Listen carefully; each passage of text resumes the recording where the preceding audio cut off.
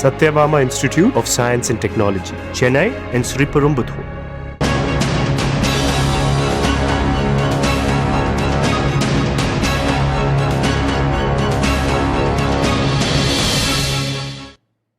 பாகிஸ்தானின் தாக்குதல்களுக்கு இந்தியா தக்க பதிலடி கொடுத்து வரும் நிலையில் இந்தியாவின் அடுத்த கட்ட வியூகம் என்னவாக இருக்கும் என்பது தொடர்பான விவரங்களை வழங்குகிறார் செய்தியாளர் பாலவெற்றிவேல். ஆபரேஷன் சிந்தூர் இன்னமும் நிறைவடையவில்லை. தீவிரவாதத்திற்கும் பாகிஸ்தானினுடைய எதிர்வினைக்கும் பதிலடி கொடுப்போம் என இந்தியா கூறியிருக்கிற நிலையில ஆபரேஷன் சிந்தூர் நடைபெற்று முடிந்து இரண்டாவது நாளாக இரவு தாக்குதல் நடைபெற்றிருக்கிறது. ஜம்மு காஷ்மீர், பஞ்சாப், ராஜஸ்தான், குஜராத் உள்ளிட்ட மாநிலங்கள்ல எல்லையோர பகுதிகளில் பதற்றம் நிறைந்த ஒரு சூழல் நிலவுகிறது.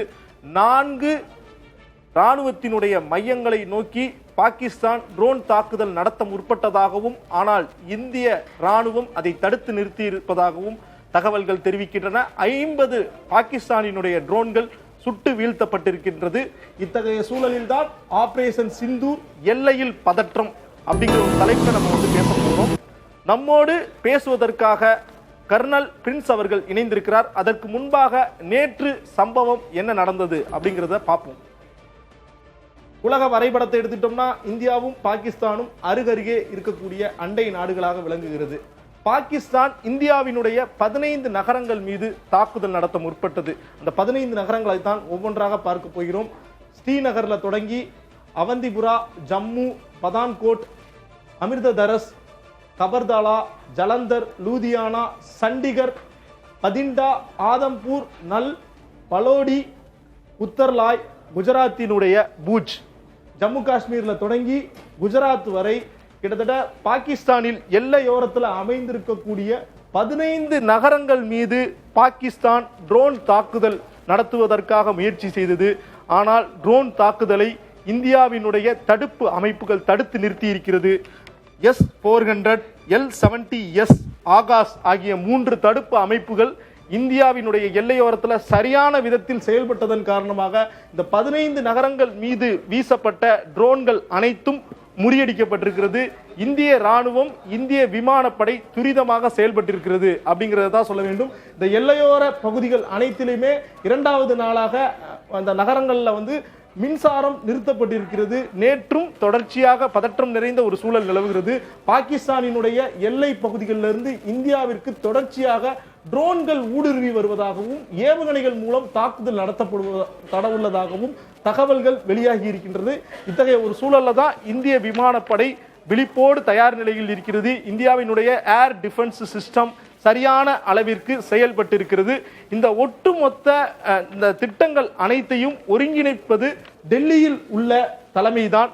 டெல்லியில எந்த மாதிரியான வியூரை அமைச்சர், இவங்க 2 பேருக்கும் ஒரு கம்யூனிகேஷன் இருக்கணும். ஏன்னா ராணுவ ரீதியான நடவடிக்கை பாதுகாப்புத்துறை அமைச்சர் மேற்கொள்ள வேண்டும். அதே நேரத்தில் எல்லைப்புறத்தில் இருக்கக்கூடிய மக்களை பாதுகாக்க வேண்டும், மின்சாரங்களை நிறுத்த வேண்டும், பள்ளி கல்லூரிகளுக்கு விடுமுறை அளிக்க வேண்டும், அரசு ஊழியர்களை அழைக்க வேண்டும், காவல்துறையினர் மற்றும் சுகாதாரத்துறை உள்ளிட்ட அரசு இயந்திரங்களை ஒருங்கிணைக்கும் பணி அமித்ஷாவிடம் இருக்கிறது. அப்போ ராஜ்நாத் சிங் மற்றும் அமித்ஷா இடையே ஒரு கம்யூனிகேஷன் இருக்கு.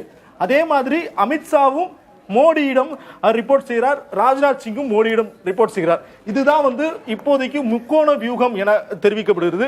இதன் மூலமாக தொடர்ச்சியாக இந்த வார் ரூம்ல இருந்து பாகிஸ்தான் மீதான அந்த தாக்குதல்கள் தொடர்ச்சியாக கண்காணிக்கப்பட்டு வருகிறது. அடுத்ததாக பாத்தீங்கன்னா விமானங்கள், இந்த தாக்குதல் காரணமாக பாகிஸ்தான் மற்றும் இந்திய வான்வெளி பகுதிகளில் எப்படி விமான சேவை இருக்கிறது அப்படின்னு பார்க்குறோம். இந்தியாவில் ஜம்மு காஷ்மீர், பஞ்சாப், உத்தராஞ்சல் மற்றும் ராஜஸ்தான் உள்ளிட்ட மாநிலங்களில் 24 விமான நிலையங்கள் மூடப்பட்டிருக்கின்றன. உத்தராகண்ட் மாநிலத்தில் சேர்த்து இமாச்சல பிரதேசத்தினுடைய தர்மசாலாவையும் சேர்த்து 24 விமான நிலையங்கள் 10ஆம் தேதி வரை மூடுவதாக அறிவிக்கப்பட்டிருக்கிறது. பாகிஸ்தானிலேயும் பெரும்பாலான விமான சேவைகள் நிறுத்தப்பட்டிருக்கிறது. இந்த மேப்ல நம்மளால தெளிவா பார்க்க முடியுது. குறிப்பாக மும்பை, ஹைதராபாத், பெங்களூர், சென்னை உள்ளிட்ட பகுதிகளிலிருந்து துபாய் உள்ளிட்ட நாடுகளுக்கு செல்லக்கூடிய விமானங்களாகட்டும், இப்போ டெல்லியிலிருந்து முன்னாடி விமானம் செல்ல வேண்டும் அப்படின்னா, துபாய்க்கு செல்ல வேண்டும் என்றால் இந்த மாதிரி ஒரு டைரக்ஷன்ல செல்லணும். ஆனால் தற்போது பாகிஸ்தானினுடைய வான்பரப்பை பயன்படுத்த முடியாததன் காரணமாக டெல்லியில் இருந்து துபாய்க்கு ஒரு விமானம் செல்ல வேண்டும் என்றால் அவங்க குஜராத் வழியா அரபிக்கடலை பயன்படுத்துகிறார்கள். இந்த மாதிரி செல்ல வேண்டிய ஒரு சூழல் இருக்கு. அதே நேரத்தில் பாகிஸ்தான்ல இருக்கக்கூடிய அந்த வான்பரப்பை நம்மளால பார்க்க முடியுது. மிக குறைந்த விமான சேவைகளே இயக்கப்படுகின்றது. குறிப்பாக கராச்சி, இஸ்லாமாபாத் உள்ளிட்ட நகரங்கள்ல தான் விமான சேவை இயக்கப்படுகிறது. லாகூர், ராவில்பண்டி உள்ளிட்ட நகரங்கள்லாம் விமான சேவை நிறுத்தப்பட்டிருக்கிறது. வான்வெளியிலான தாக்குதல்கள் அதிகரித்து வருகிறது 2 நாட்டிலையும். அதன் காரணமாக முன்னெச்சரிக்கையாக வான் ரீதியான பரப்புகளை கண்காணிக்கும் பணி 2 நாடுகளையும் தீவிரப்படுத்தி இருக்கிறாங்க.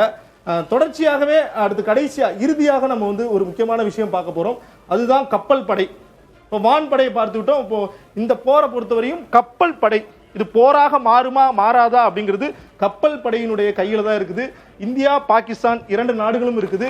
இந்தியா பாகிஸ்தானினுடைய முக்கிய பகுதியாக இருப்பது கராச்சி அப்படிங்கிற ஒரு நகரம். இந்த கராச்சி நகரம் தான் பாகிஸ்தானினுடைய 60% வர்த்தகத்திற்கும் உள்நாட்டு உற்பத்திக்கும் ஒரு முக்கியமான ஒரு நகரமாக இருக்குது. அப்போ கராச்சி நகரத்தின் மீது தாக்குதல் நடத்துவதற்காக தயார் நிலையில் இந்தியா இருப்பதாக கூறப்படுது. ஆனால் தாக்குதல் நடத்தாது. ஒரு முன்னெச்சரிக்கையாக இப்போ இந்த பார்டர் பார்க்குறோம். அரபிக்கடலினுடைய எல்லையோரத்தில் குஜராத்தை ஒட்டி இருக்கிற இந்த பகுதிகளை பார்க்கிறோம். இந்த சிவப்பு நிறத்தில் நம்ம பார்க்கக்கூடிய இந்த பகுதியில் இந்திய கடற்படை போர் கப்பல்கள் இன்று போர் பயிற்சியில் ஈடுபட உள்ளன. அதே போது பச்சை நிறத்தில் காட்சியளிக்கக்கூடிய இந்த பகுதிகளில் பாகிஸ்தானினுடைய போர் கப்பல்கள் நிறுத்தி வைக்கப்பட்டிருக்கின்றன. இந்தியா மற்றும் பாகிஸ்தானினுடைய கடல் எல்லை, இன்டர்நேஷனல் பார்டர், இந்த பகுதியை பார்க்கிறோம். இந்த பகுதியிலையும் நிறுத்தி வைக்கப்பட்டிருக்கிறது. பாகிஸ்தானை விட இந்தியாவினுடைய கடற்படை வலிமையாக இருக்கிறது. குறிப்பாக INS விக்ராந்த் என கூறப்படுகின்ற விமானம் தாங்கி போர்க்கப்பல் இந்த பகுதியில் நிறுத்தி வைக்கப்பட்டிருக்கிறது. கராச்சி நகரத்திலிருந்து இந்திய கடற்படையினுடைய அந்த தூரம் வெறும் 150 200 கிலோமீட்டர் தொலைவில் தான் இருக்குது. பிரம்மோஸ் ஏவுகணையோடு போர்க்கப்பல்கள் தயார் நிலையில் இருப்பதாக உறுதிப்படுத்தப்பட்ட தகவல்கள் தெரிவிக்கின்றன.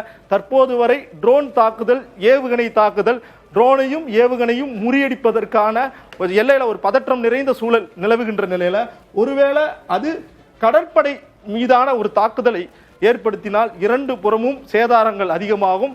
அப்போது போர் என்கின்ற ஒரு நிலைக்கு வரும். தற்போது வரை போர் தொடங்கவில்லை என்றுதான் சொல்ல வேண்டும். இரவு நேரங்களில் தொடர்ச்சியாக தாக்குதல் நடத்துறாங்க.